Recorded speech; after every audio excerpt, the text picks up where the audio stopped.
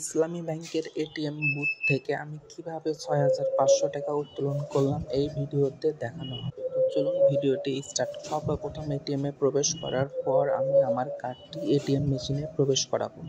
ইসলামী ব্যাংকে এখন union pay card support করে, তো আপনারা চাইলে ইউনিয়ন পে কার্ডও ব্যবহার করতে পারবেন। কার্ডটি প্রবেশ করাচ্ছি।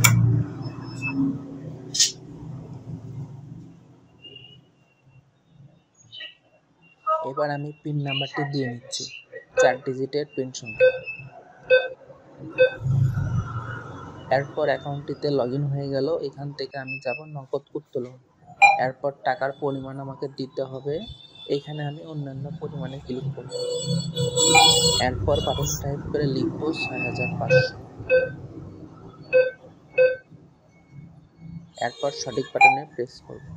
কিছুক্ষণ অপেক্ষা করব, তাহলে দেখব আমার টাকাটা পেড হয়ে আসবে। এই আমি সবটুকু দেখালাম, দেখেন।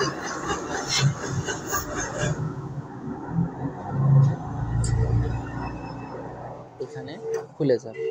এই যে আমি টাকাটা নিয়ে নিলাম। এভাবে খুব সহজে আপনি ইসলামী ব্যাংকের এটিএম বুথ থেকে টাকা উত্তোলন করতে পারবেন। Thank you for watching this video.